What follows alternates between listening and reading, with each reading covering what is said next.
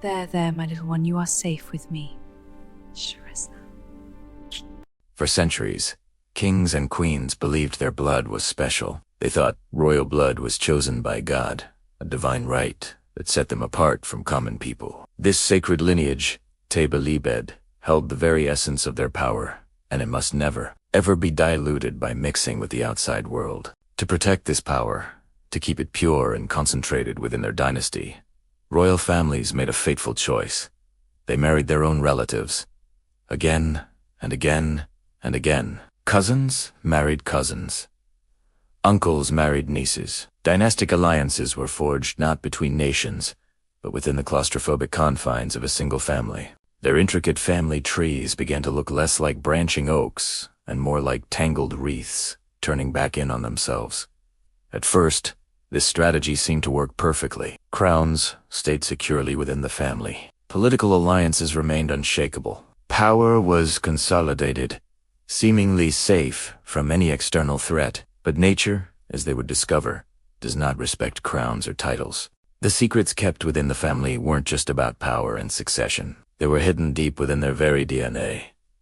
Each person carries genetic information, some of which can be harmful. In the general population, these harmful genes are rare and often masked by a healthy gene from the other parent. But when close relatives have children, the chances of both parents carrying the same harmful gene skyrocket. Suddenly, these hidden genetic flaws are no longer masked. They emerge from the shadows, with devastating consequences. Take the Spanish Habsburgs, one of the most powerful dynasties in European history. Their obsession with keeping power within the family led to generations of uncle-niece and first-cousin marriages. Their family tree became a tangled mess. The infamous Habsburg jaw, a severe underbite, became a signature, but it was just the most visible sign of deeper problems.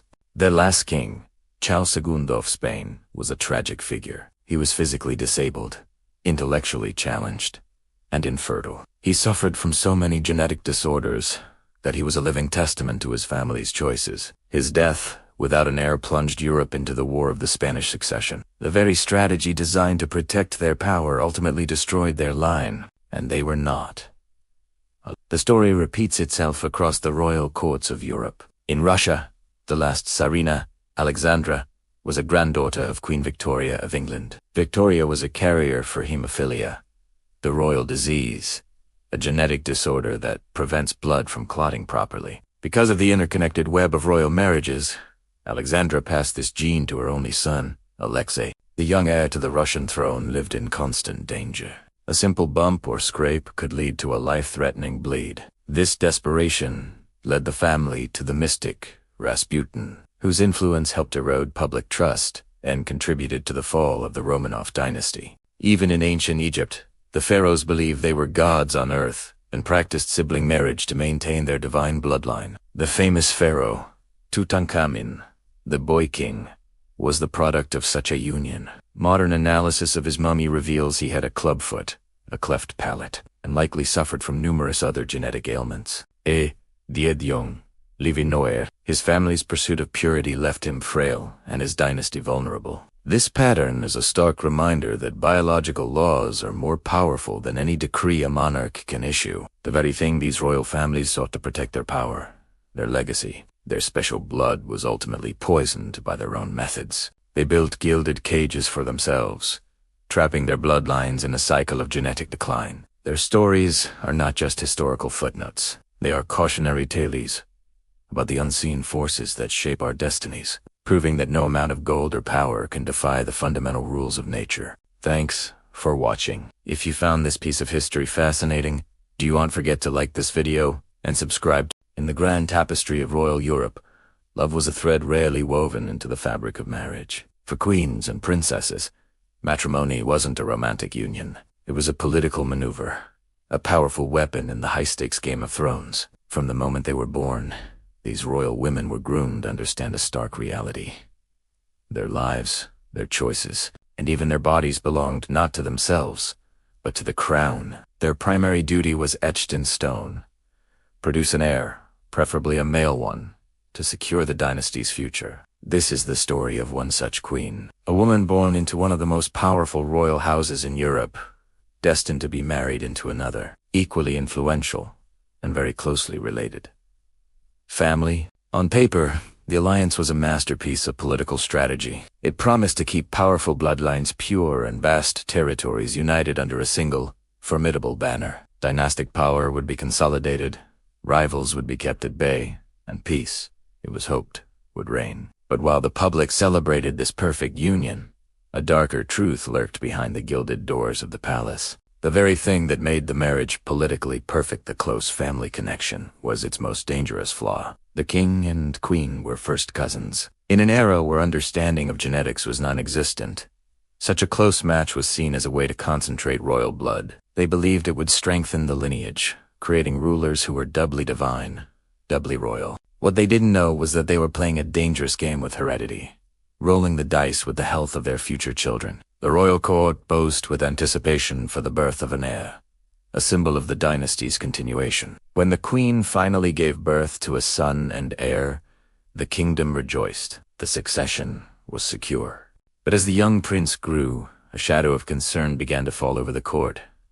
He was a fragile child, perpetually ill. His physical development was slow, and his features carried the unmistakable, unfortunate stamp of generations of inbreeding. The very bloodline they had tried so hard to purify was now showing signs of decay. The most prominent and tragic of these signs was the infamous Habsburg jaw, a severe underbite that made it difficult for him to speak clearly or even chew his food properly. He was weak, sickly, and faced developmental challenges that no amount of royal privilege could overcome. The court physicians were powerless. They tried every remedy known to them, from archaic potions to fervent prayers, but the prince's health only worsened. He was a ghost haunting the palace halls, a living testament to the monarchy's fatal arrogance. The perfect political marriage had produced a tragically imperfect heir. The dynasty, once thought to be at its zenith, was now teetering on the brink of collapse, not because of war or rebellion, but because of a crisis carried in its own blood. The queen,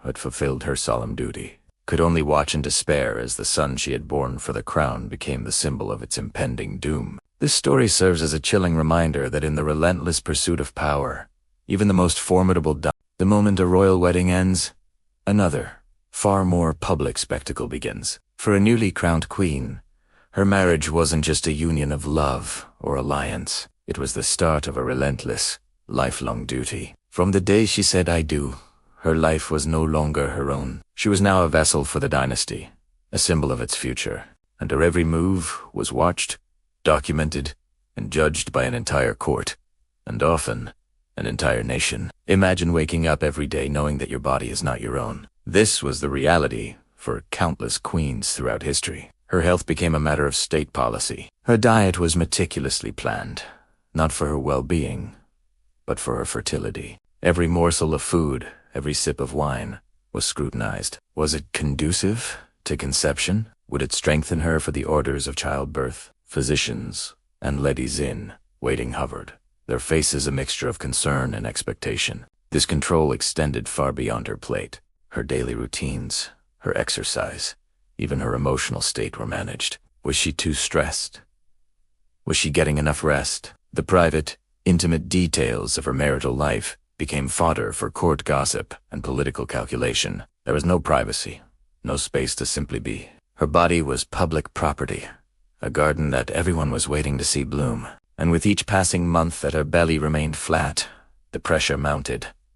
The whispers in the corridors grew louder. At first, they were subtle, concerned glances and gentle inquiries, but soon they morphed into open speculation and pointed blame. Was she barren? Was she somehow failing in her sacred duty? The weight of an entire kingdom's future rested squarely on her shoulders, a crushing burden that could turn allies into enemies, and a loving court into a cage of judgment. The king, who might have been a supportive partner, was also a monarch under immense pressure, and his disappointment could be a dangerous thing.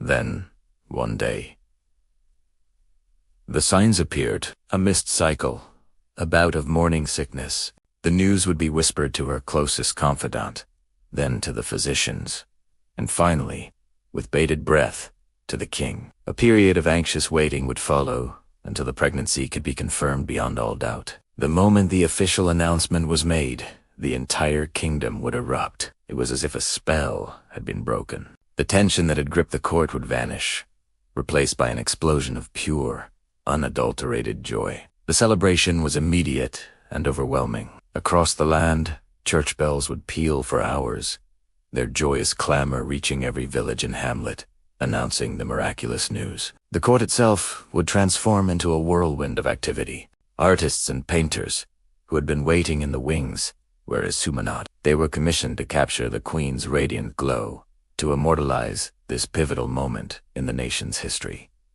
These portraits weren't just art. They were propaganda, visual proof of the dynasty's continuity and divine favor. They would hang in palaces and be copied for nobles across the realm. Simultaneously, the spiritual heart of the kingdom would beat in unison. Special prayers of thanksgiving would be ordered in every church. The public, from the highest noble to the humblest peasant, would flock to light candles and offer thanks. The Queen's pregnancy was not a private affair. It was a national triumph, a shared victory against the uncertainties of succession. For the Queen, this public adoration was a double-edged sword.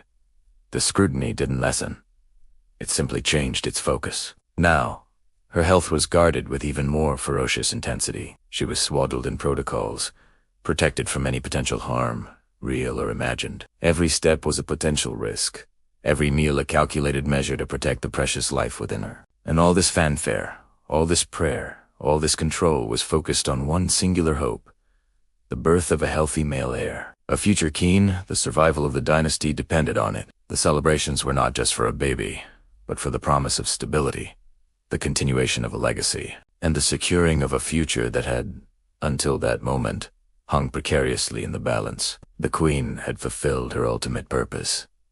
Thanks for watching. If you're fascinated by the hidden lives of the delivery room, once filled with anxious anticipation, fell into an unnerving silence. The air, thick with the scent of herbs and fear, pressed down on everyone. This was supposed to be a moment of triumph, the birth of a strong heir to secure the dynasty's future. But the infant that lay in the midwife's arms was not the robust prince the kingdom had prayed for. He was shockingly small, his body fragile and seemingly incomplete. A hush descended as those closest took in his appearance. His limbs were misshapen, his features not fully formed.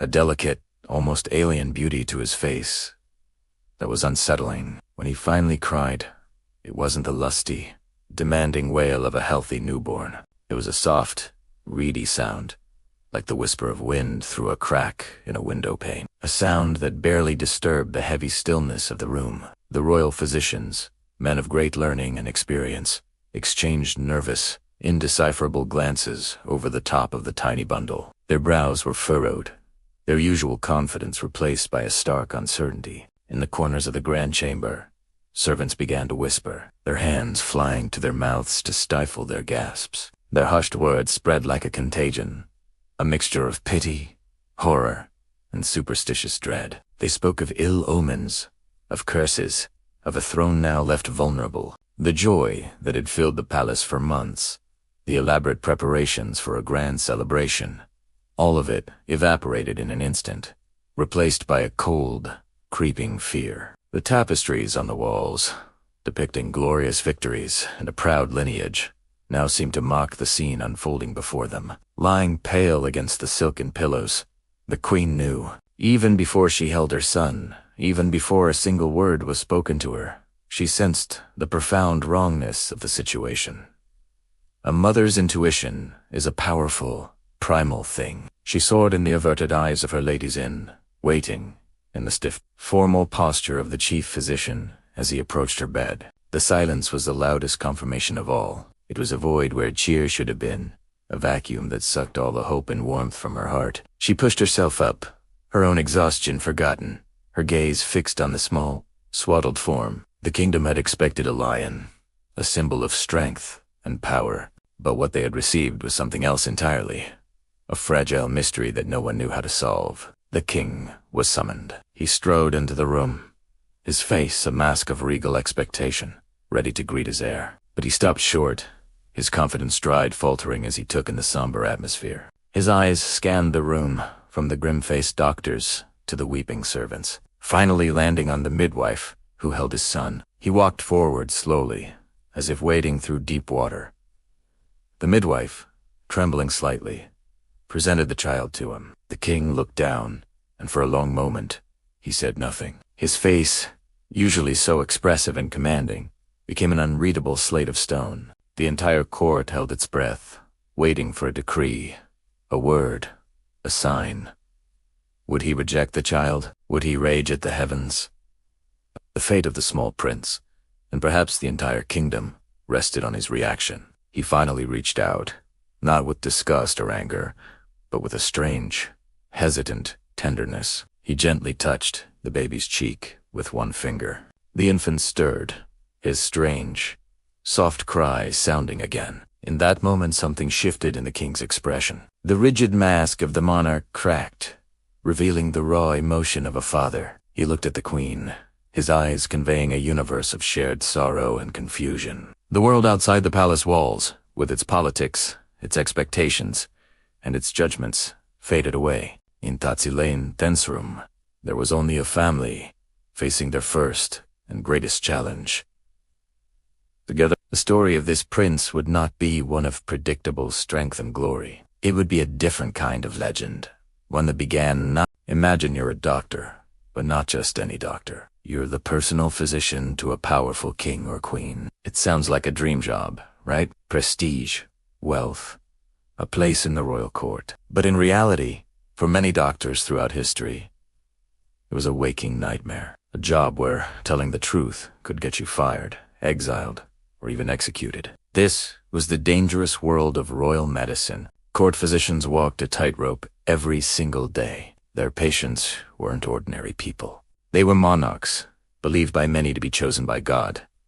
If a royal fell ill, the pressure was immense. The entire kingdom's stability could hang in the balance. So, what did you do when the queen couldn't produce an heir? Or the prince was born with a severe physical deformity? Or the king suffered from crippling mental illness? You had to find a cause, and more importantly, a cure. The problem was, many of these doctors knew the real cause, or at least had a strong suspicion. It was a secret hidden in plain sight, woven into the very fabric of the royal families they served. The cause was inbreeding. For centuries, European royal houses obsessively first cousins, uncles, and nieces, all in the name of political alliances and keeping the bloodline pure. They thought they were concentrating power, but they were also concentrating dangerous genetic traits. Think of the famous Habsburg dynasty. Their portraits tell the story. The prominent lower jaw, the jutting chin, Tilong. Knows these weren't signs of nobility. They were symptoms of generations of incestuous relationships. King Charles II of Spain was a tragic endpoint of this. His family tree was so tangled that his parents were actually uncle and niece. He was physically disabled, intellectually challenged, and unable to produce an heir, which ultimately plunged his kingdom into war. The doctors knew. They could see the pattern. But could you imagine telling the Holy Roman Emperor, Your Majesty, the problem is that your family has been marrying its own relatives for too long? That was a death sentence. So, they did what they had to do to survive. They lied. They invented elaborate, convenient explanations that wouldn't offend the powerful. They blamed the illness on an imbalance of the four humors: blood, phlegm, yellow bile, and black bile. A classic medieval theory. They pointed to miasma, or bad air, wafting from swamps or garbage, a popular scapegoat for centuries. Sometimes, they'd claim the royal was cursed by a witch or possessed by an evil spirit. And when all else failed, they fell back on the ultimate excuse. It was simply God's will, divine punishment for some unknown sin. Anything but the truth. These false diagnoses led to treatments that were useless at best and horrifyingly harmful at worst. They performed bloodletting to rebalance the humors, often weakening an already sick patient. They prescribed potions made from bizarre ingredients like powdered mummy, crushed gemstones, or even unicorn horn. They conducted exorcisms to drive out demons. The royal patients suffered through it all, while the real problem, the genetic time bomb ticking away in their DNA, was completely ignored. This created a vicious cycle. Because the doctors couldn't name the real cause, the practice of inbreeding continued. Marriages were arranged. More children were born with devastating health issues, and the court physicians were once again forced to invent fantastical stories. They were trapped, caught between their medical knowledge and the political reality of their time. They weren't just healers. They were political actors, forced to play a dangerous game where their own lives were constantly on the line. It's a stark reminder that medicine doesn't exist in a vacuum. It's influenced by culture, politics, and power. For these royal doctors, the most important skill wasn't diagnosing an illness. It was navigating the treacherous corridors of the court and, above all, staying alive. The truth was the one disease they couldn't afford. Imagine a prince, born into a world woven from silk and gold. He had everything a child could dream of, yet he was the loneliest boy in the kingdom. His life was a gilded cage, beautiful but confining. From the moment he was born, he was shielded, hidden away from the realities of the world. He was meant to one day rule. His nursery was filled with the finest toys, but no other children ever came to play. The palace gardens were vast and immaculate, but his laughter was the only one that echoed through the manicured hedges. When he walked the grand halls, courtiers would fall silent, their conversations turning to whispers. Their eyes would follow him, not with admiration, but with a strange, unsettling caution. Other children, the sons and daughters of nobles, were taught to keep their distance. They'd see him coming and scatter, as if he were a storm cloud on a sunny day. He saw the unease in their faces, the way they avoided his gaze, and it planted a seed of confusion in his young heart. Guards were his constant shadows, 2 steps behind, always. They weren't there to play or to talk. They were there to watch, to ensure the bubble around him never burst. He learned about the world not from experience, but from sterile lessons in a silent room. He read about bustling markets, but never smelled the spices or heard the haggling of vendors. He learned of far-off lands, but never felt the grit of a foreign road beneath his feet. He was taught about his people, but he never met them. He never saw their faces, heard their worries, or shared in their joys. The kingdom was just a map on a wall, a collection of names and numbers. This constant protection, this suffocating care, had an unintended effect. The prince began to sense the fear that surrounded him. It was in the hushed tones of his tutors, the stiff posture of his guards, the averted glances of the palace staff. They were all afraid. But what were they afraid of? Slowly, he realized, they were afraid of him. They were afraid of what he represented, a future king who knew nothing of his kingdom, a boy with immense power, but no wisdom to wield it, and their fear became his own. It grew, timid, hesitant, afraid of his own shadow, afraid of the power he didn't understand. The people of the kingdom felt this too. Whispers spread beyond the palace walls. They spoke of the boy in the tower, the ghost prince. How could a child who had never known hardship understand their struggles? How could a boy who had never known friendship understand community? The idea that this fragile, isolated child would one day hold their lives and their futures in his hands didn't inspire hope. It inspired terror. Power without understanding, they knew, is a dangerous thing. It's a wildfire waiting for a spark. The kingdom held its breath, praying for a miracle, terrified of the day their sheltered prince would finally ascend the throne, and the walls of his gilded cage would come crashing down, not just on him, but on them all. What happens when a ruler is a stranger to his own people? It's a question that has shaped history, and the answer is rarely a happy one. Thanks for watching. If you found this story thought-provoking, be sure to like and subscribe for more tales from the annals of history and imagination.